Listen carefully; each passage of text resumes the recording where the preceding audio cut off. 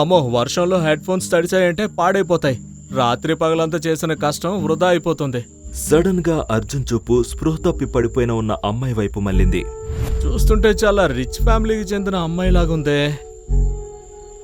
ఆమె ఊపిరి పీల్చుకుంటోంది, పల్స్ కూడా ఉంది. ఎంత వాసన వస్తోంది దేవుడా! ఈమెంత తాగిందో ఏంటో. ఎవరైనా నన్ను ఈమెతో ఇలా చూశారంటే ఇంకా తప్పకుండా నేను పెద్ద ప్రాబ్లంలో ఇరుక్కుంటాను. కానీ ఇంత రాత్రిపూట ఈమెను ఇలా ఒంటరిగా వదిలైతే వెళ్ళలేను. లేదు లేదు లేదు లేదు, నా మనసు అందుకు ఒప్పుకోవడం లేదు. అంతరాత్రి ఓ అందమైన అమ్మాయిని నిర్మానుష్యమైన ప్రదేశంలో ఒంటరిగా వదిలేయడం అర్జున్కు నచ్చలేదు. కాబట్టి ఆమెను ఇంటికి తీసుకువెళ్లడం మంచిదనుకున్నాడు. ఖచ్చితంగా ఈ రాత్రి అర్జున్ జీవితంలో టర్నింగ్ పాయింట్ కాబోతుంది. ఎలానో చూద్దాం. 2 రోజుల క్రితం ఆ నైట్ వైజాగ్ నగరంలోని లైట్లు నెమ్మదిగా మసకబారుతున్నాయి. బీచ్ వెంట ఉన్న చిన్న చిన్న షాపులు కూడా క్లోజ్ చేసే టైం అయింది. వాటిలో ఒకటి అర్జున్ అలియాస్ అజ్జుది. హలో, చాయ్ వాలా అన్నా, మసాలా వేసి ఒక టీ ఇవ్వా. అయ్యో అన్న, నన్ను క్షమించండి, షాప్ ఇప్పుడే క్లోజ్ చేసేస్తున్నాను. అలాగే టీ కూడా అయిపోయింది. మీరు ఒక పని చేయండి, మీరు ఉదయం రండి, మీకోసం రుచికరమైన మసాలా అల్లం యాలకుల టీ తయారు చేసిస్తా. అరే అన్నా, నాకు ఇప్పుడే తాగాలని ఉంది, నువ్వేమో రేపు రమ్మంటున్నావు. సరే అలాగైతే, మా ఇల్లు ఇక్కడికి దగ్గరే. ఒక పని చేయండి, నా దగ్గర బైక్ కూడా ఉంది, రండి కూర్చోండి, మా ఇంటి దగ్గర టీ తాగిస్తాను. అయ్యో వద్దు వద్దు, తర్వాత తాగుతాను. అరే లేదు లేదు లేదు, మొహమాట పడకండి, రండి, నేను మీకు టీ ఇస్తాను. మా ఇల్లు పక్కనే, ఇక్కడే బీచ్ పక్కన ఉంది, బీచ్ పక్కన రండి, ఒకసారి వెళ్దాం. బీచ్ పక్కన? అవునవును, కరెక్ట్ గా బీచ్ పక్కనే, అది కూడా సీ ఫేసింగ్. ఇలాగా విండోలో నుంచి సీ కనిపిస్తుంది. నువ్వు చాయ్ తో పాటు ఇంకేమైనా తాగావా ఏంటి? లేదు లేదు లేదు, నేను నిజం చెప్తున్నాను. మీ మీద కాదు, నా మీద ఒట్టు, అబద్ధం చెప్పట్లేదు. కొంచెం ముందుకు వెళ్తే మీకు ఆ గుడిసెలు కనిపిస్తున్నాయి కదా, ఆ గుడిసెల్లో ఒకటే మాది. అదిగో అక్కడ కనిపిస్తుంది కదా, అది గుడిసా? ఆ నువ్వు చాలా బాగా జోక్ చేస్తున్నావు. మరి నేను వెళ్తాను, ఇంకోసారి వస్తాలే. వస్తాను. తప్పకుండా. ఇతను బాషాబాయ్ బజ్జీ బండి నడుపుతాడు. అతని బిజినెస్ అంతగా సాగట్లేదు. నువ్వు అతను కరెక్ట్గా హ్యాండిల్ చేసావు తెలుసా, లేకపోతే అతను నీతో ఇంత రాత్రి టీ పెట్టించేవాడు. అందుకే జనాలు నా షాపుకి ఇంత నమ్మకంగా టీ తాగడానికి వస్తారు, అంత పేరుంది. ఏమంటావు? అదే నిజమే బ్రదర్. సరే కానీ అర్జున్, మాకు కూడా కొన్ని టిప్స్ చెప్పొచ్చు కదా. ఈ రోజు నా బిజినెస్ అసలు సరిగా జరగలేదు. చూడు తమ్ముడు, మంచి వ్యాపారం నడపడానికి కొత్త తరంలోని అభిరుచిని అర్థం చేసుకోవాలి, వైవిధ్యాన్ని అర్థం చేసుకోవాలి. అప్పుడు బిజినెస్ ఆటోమేటిక్ గా అదే డెవలప్ అవుతుంది. అర్థమైందా? వావ్ అర్జున్, నిజంగా నువ్వు భలే డైలాగులు వేస్తావు తెలుసా. దీన్ని డైలాగులు వేయడం కాదు తమ్ముడు, బిజినెస్ నడపడం అంటారు. అర్థమైందా? అరే నువ్వు ఇక్కడ టీ ఎందుకు అమ్ముతున్నావు? దాన్ని ఏమంటారు, ఆ మూవీ ఫీల్డ్లోకి వెళ్ళు. నువ్వు చాలా బాగా మాట్లాడతావు, చాలా అందంగా కూడా ఉంటావు. Handsome look. అక్కడ మా తాత ఉన్నాడు, మరి నా మీద డబ్బు ఖర్చు పెట్టి నన్ను హీరోని చేస్తాడు. ఏం మాట్లాడుతున్నావు? ఇంటికి వెళ్ళు, మీ ఆవిడ వెయిట్ చేస్తూ ఉంటుంది. వెళ్ళు వెళ్ళు. అవును, భలే గుర్తు చేసావు, వస్తాను. జీవితంలో ఎక్కువ కోరికలు లేకపోవడంతో అర్జున్ అంతంత మాత్రం సంపాదించినప్పటికీ సంతోషంగా ఉండేవాడు. ప్రపంచం ముందు మంచి మనిషిగా, నిజాయితీ గల వ్యక్తిగా ఉండడమే అతని ఏకైక ప్రయత్నం. ఉన్నట్టుండి వర్షం పడిందంటే ఈ హెడ్ ఫోన్స్ అన్ని తడిసిపోయి పాడైపోతాయి. అప్పుడు పగలో రాత్రి కష్టపడిందంతా వృధా అయిపోతుంది. సడన్ గా అర్జున్ చూపు స్పృహ తప్పి పడిపోయిన ఒక అమ్మాయిపై పడింది. ఎవరేమే ఇలా తెల్లటి బట్టలు వేసుకుని ఇక్కడ ఇలా పడుకునుంది? కొంపతీసి దెయ్యం పోతామేమో కాదు కదా దేవుడా. ఎక్స్క్యూజ్ మీ, ఓయ్ అమ్మాయి, ఎందుకు లావడం లేదు? ఇంత అందమైన అమ్మాయి ఇంత ఖరీదైన బట్టలు వేసుకుని ఉంది. ఆమె తప్పకుండా చాలా రిచ్ ఫ్యామిలీకి చెందిన అమ్మాయే అయి ఉంటుంది. ఊపిరైతే ఆడుతోంది, నాడి కూడా కొట్టుకుంటోంది. ఎంత వాసన వస్తుంది ఏంట్రా దేవుడా, ఎంత మందు తాగిందో ఏంటో. ఎవరైనా నన్ను ఈమెతో గనక ఇలా చూశారంటే ఖచ్చితంగా నేను సమస్యల్లో ఇరుక్కుంటాను. అలా అని ఇంత రాత్రిపూట ఈమెను ఇలా ఒంటరిగా వదిలేసి వెళ్ళలేను. ఏం చేయాలి? లేదు లేదు లేదు, నాకు మనసు ఒప్పుకోవడం లేదు. రాత్రిపూట ఇలా ఒక అందమైన అమ్మాయిని నిర్మానుష్యమైన ప్రదేశంలో ఒంటరిగా వదిలేయడం అర్జున్కు ఇష్టం లేదు. కాబట్టి ఆమెను ఇంటికి తీసుకెళ్లడం మంచిదనుకున్నాడు.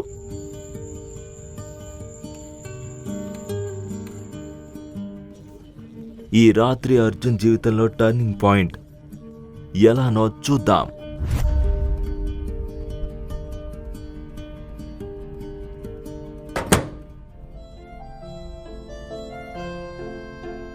చేయాలి? జాకెట్ తీయాలా వద్దా? జాకెట్ తీసి స్పృహ తప్పి పడి ఉన్న అమ్మాయిని మంచంపై పడుకోబెట్టాడు. ఆమెకు సుమారు 21-22 సంవత్సరాల వయసు ఉంటుంది. ఆమె బాడీపై తెల్లటి డిజైనర్ డ్రెస్ ఉంది. అది బహుశా అతని 6 నెలల సంపాదన కంటే ఎక్కువ ఖరీదైనది. ఆమె వేసుకున్న రిచ్ పర్ఫ్యూమ్ రూమ్ అంతా సువాసన వెదజల్లుతుంది. ఇంత గొప్పింటి అమ్మాయిలకు అసలు ఇదేం ఆనందం ఏంటో. ఇలా తాగి ఎక్కడ పడితే అక్కడే పడిపోతారు. మైకంలో ఏమవుతుందో అర్థం కాదు వీళ్ళకి. అతను ఆ అమ్మాయిని ఇంటికి తీసుకురాకపోతే ఆమె ఒంటరిగా నిర్మానుష్యమైన ప్రదేశంలో పడి ఉండటం వల్ల వేరే వాళ్ళ బారిన పడేదని భయపడ్డాడు. అయ్యయ్యో, నా బట్టలు కూడా తడిసిపోయాయి. నేను మార్చుకుంటాను.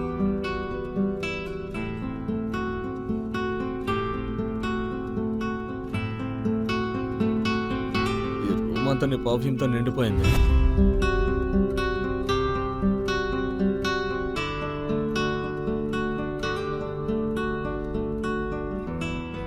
ఈమెను తిరిగి ఇంటికెలా పంపాలి?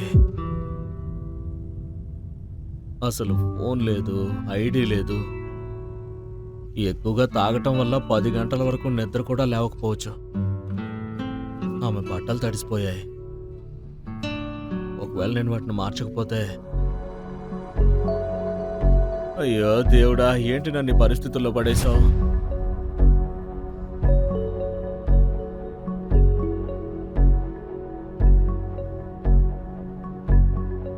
ఓరి నాయనా, ఇప్పుడు నేను తన బట్టలను ఎలా మార్చాలి?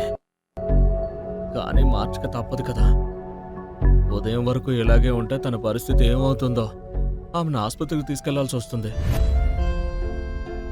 అసలు ప్రాణంతో ఉంటేనే కదా గౌరవం అంటూ ఉండేది.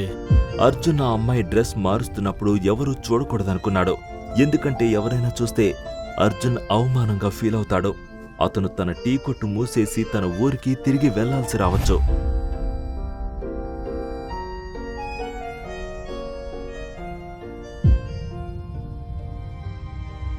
ఓరి నాయనో, నేను పెద్ద ప్రాబ్లంలో ఇరుక్కున్నాను అనిపిస్తుంది. ఆ కార్డులో అర్జున్ అంతగా భయపడేలా ఏం చూశాడో.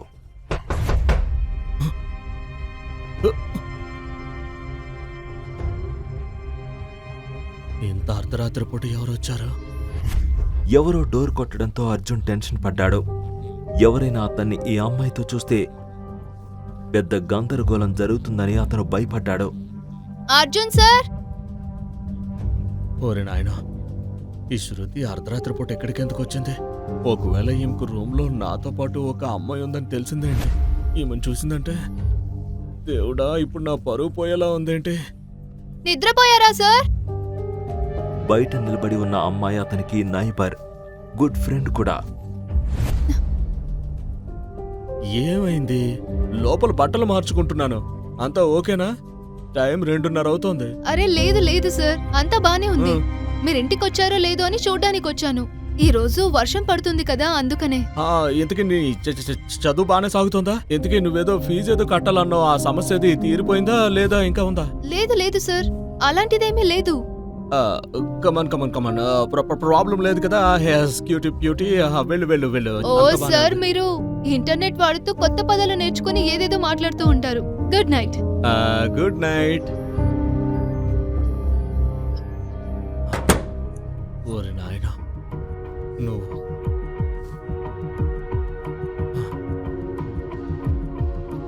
నా జీవితంలోకి ఇంత పెద్ద సమస్యగా ఎందుకు వచ్చావు?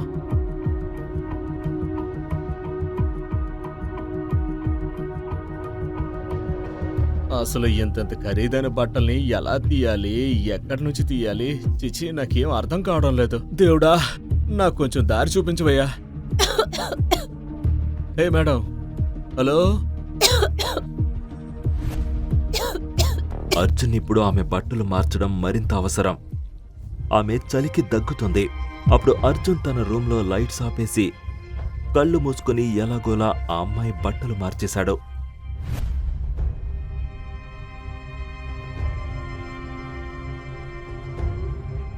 అమ్మయ్యా, రే రామా. ఈ అమ్మాయి పొద్దున్న లేవగానే తన పక్కన ఒక పరిచయం లేని వ్యక్తి పడుకోవడం చూసిందంటే, ఊరి దేవుడు, పెద్ద గందరగోళం సృష్టిస్తుంది. అప్పుడే నన్ను ఒక్కటి కొడుతుంది. ఆ దేవుడికి అంతా తెలుసు. నేనంతా స్వచ్ఛమైన మనసుతోనే చేశాను. అందుకే ఆయన నాకు ఎలాంటి ఇబ్బంది రానివ్వడు. నాకు ఆ నమ్మకం ఉంది. బహుశా ఈ మంచి పనికి మేడం నాకు గిఫ్ట్ ఇస్తుందేమో. బహుమతిగా ఆమె నన్ను పెళ్లి కూడా చేసుకోవచ్చు. ఆమె నన్ను చూసి ఇంప్రెస్ అవ్వచ్చు. అలా కూడా జరగచ్చు కదా. దాన్ని చూసిన వెంటనే అర్జున్ ఆ కార్డు ఆర్డినరీ కార్డు కాదని తెలుసుకున్నాడు. బ్యాంక్ బ్యాలెన్స్ 100 కోట్లకు పైగా ఉన్నవారికి మాత్రమే అలాంటి కార్డులు ఇస్తారని అతను ఇంటర్నెట్లో చదివాడు. లావణ్య వర్మ. కార్డుపై పేరు చదవగానే అర్జున్కి ఆ అమ్మాయి ఎవరో అర్థమవుతుంది.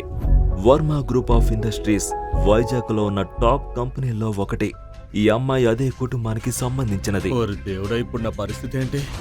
ఈ మేడం ముందు మనం పురుగు కన్నా హీనం కదరా బాబు. మళ్ళీ నేను పెళ్లి చేసుకోవాలని కళ్ళకంటున్నాను. అర్జున్ పదే పదే అటు ఇటు తిరుగుతున్నాడు కానీ నిద్ర పట్టడం లేదు. అతనికి ఒక విషయం తెలియలేదు. అతను లావణ్య పట్ల అట్రాక్ట్ అవుతున్నాడని.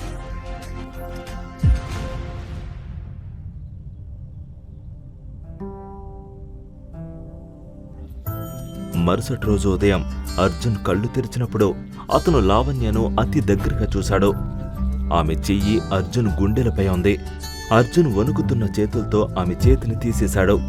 నిజానికి అర్జున్ అంత దగ్గరగా ఏ అమ్మాయిని ఇంతకు ముందు చూడలేదు.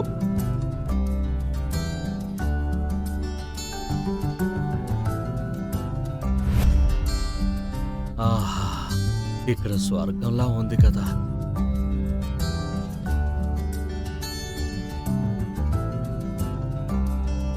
ఓరి నాయనో, 10 అయిపోయింది. ఈ రోజు నా బిజినెస్ మొత్తం పోయింది. లావణ్య వాయిస్ విన్న వెంటనే అర్జున్ ముఖం ఎర్రబడింది. అతను ఆమె వైపు చూసిన వెంటనే లావణ్య ఎక్స్ప్రెషన్ చూసి ఆమె తనను తప్పుగా అర్థం చేసుకుంటుందని అతనికి అర్థమైంది. మీరేమనుకుంటున్నారో అలాంటిదేమీ జరగలేదు. అర్థమవుతుందా మీకు? ఎవరు నువ్వు అని అడుగుతున్నాను కదా. సరే ప్లీజ్ మీరు ప్రశాంతంగా ఉండండి. నేను మీకు ఎవరనేది చెప్తాను, అంతా చెప్తాను. అరే శాంతించండి మేడం, శాంతించండి, శాంతించండి. మీకు బాగా తెలుసు కదా రాత్రి మీరు ఎంత ఎక్కువ తాగారో.